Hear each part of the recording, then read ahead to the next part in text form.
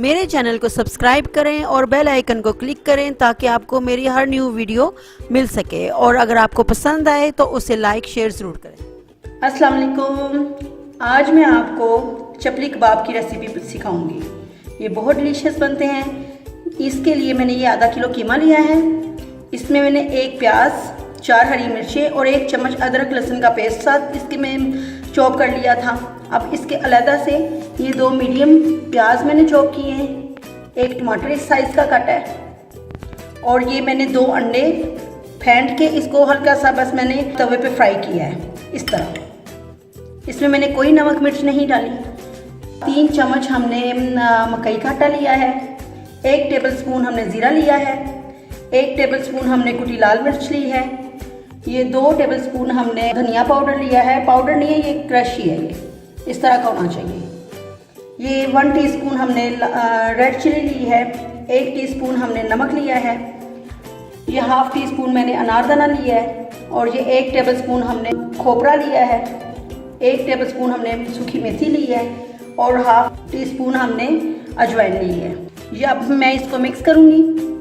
ये 2 चीज़ें हमने लास्ट में डालनी है जब हमने फ्राई करना है, ये अंडे को और टमाटर को। ये बाकी चीज़ें ऐड करेंगे। ये प्याज डालेंगे, ये हम चेक कर लेंगे, अगर ज़्यादा चाहिए होगा तो फिर हम और डाल लेंगे। ये चिली डालेंगे, ज़ीरा, रेड चिली डालेंगे, ये सूखा धनिया डालेंगे, सॉल्ट डालेंगे,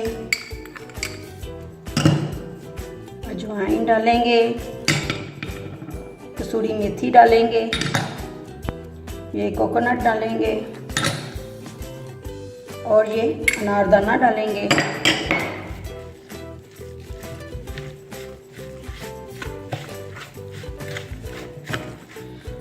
और ये हम मकई का आटा भी डाल देंगे साथ।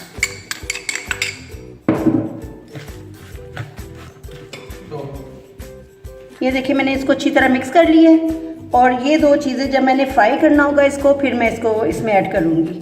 इसको हमने 4-5 घंटे अब रेस्ट देना है, ठीक है। इसको मैरिनेट करके रखते हैं आप 3-4 घंटे के लिए, तो मस्ट रखें, फिर ये बहुत अच्छे टेस्टी बनेंगे, ठीक है।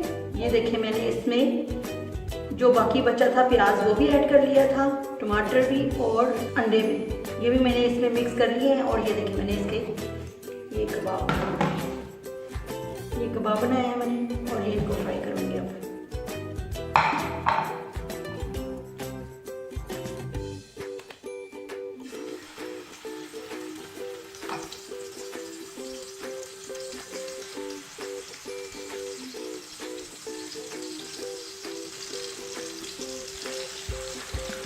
तेज़ आंच ना हो इसकी, मीडियम आंच में आपने इसको बनाना है।